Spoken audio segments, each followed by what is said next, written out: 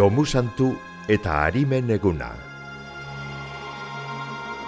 Azaroan sartu gara, Zemendian, Udagoienaren bihotzean. Biziaren gurpilari eragiteko sasoia, hasiak ereitekoa eta orbelak batzekoa, batzuk hilala, beste batzuk erneko dirata. Gurean, hilabete honetan gogoratzen dugu etxean hildakoak. Azaroaren batean, Domusantu edo santu guztien eguna, eta hurrengo egunean, garbitokian dagozan Arimen aldekoa. Samudien beti izetu dut egun bi celebretan. Domusantu egun eta hurrengoa? Hurrengoa. Eta hurrengoari zelan esaten jako? Arimen egune. Batean zein bestean, lehenengo mesea entzun eta gero kanposantura osteratxoa egiten da. Egunotan, eleizea beterik egoten da. Kanpoan bizi diran zamudioztarrak be, herrira etorten dirata.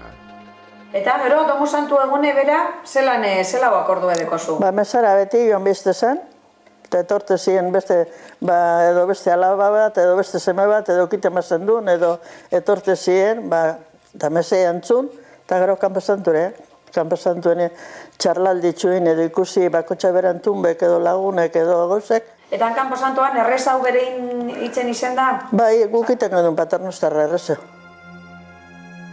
Aurreko egunetan, utzik egin barik, hilobiak garbitu eta txukundu egiten dira. Hori, Andraskoen zeregina izaten zen, eta bardintzu jarraitzen dau gaur egun be. Bakotxak aukituen sorduen lurrean enterretazien.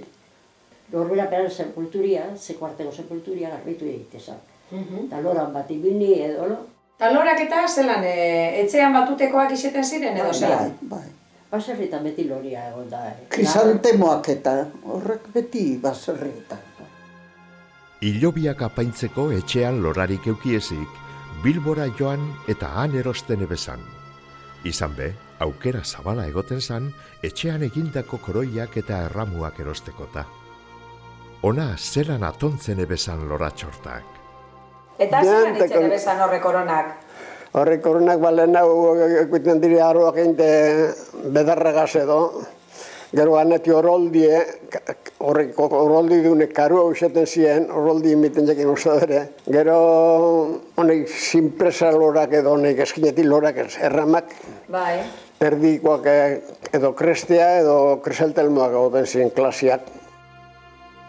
Egunok begirune handiz ospatzen ziran, eta naizta jaieguna izan, etzan erromeriarik egiten.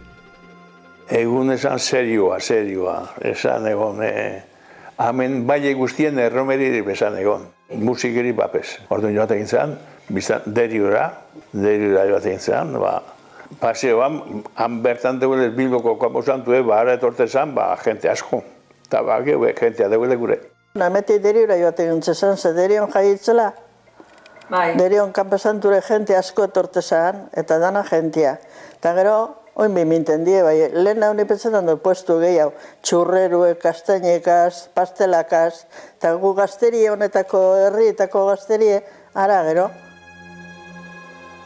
Hildakoak, Domusantu eta Arimen egunean ez urteko domeka guztietako meza nagusietan begogoan izaten ziran. Horretarako, Eleiza barruan, atzekaldean, baserri bakotxak bere sepulturea eukan. Lehen, benetako hilobia egoan lekuan. Eta sepultura hori domekaro eminten zan? Bai. Eta bakotxak eran ziria, sepulteria eta dara eukitean. Eta bakotxak eukitu, sepultura bakotxak eukitu kandelak emindean. Eta beran mantel txugaz, mantel zurieraz egotezan. Eta hiltezarian kandela handibet egotezan erdiri mintzen eta beste bi galguatan. Liburzia batute bidara. Eta gero liburzia, abadia azerian, mesian azerian, etortezan baziauera eta erresteu bat erlok zerrabedik hasi bonda hori baba. Eta hor nortzu biezarten, hor nortzu paretan ziren? Nortzu etzekoak, Musa Andrea. Gurian ama, eta ama etorri zinizik, ni iziden etzen beti. Andraskoak. Gure bizialdia azkentzean, eriotzatik bizi barria sortuko da. Zemendian ereindako hazitik, udabarrian garia datorren antzera. bizitzaren gurpilean.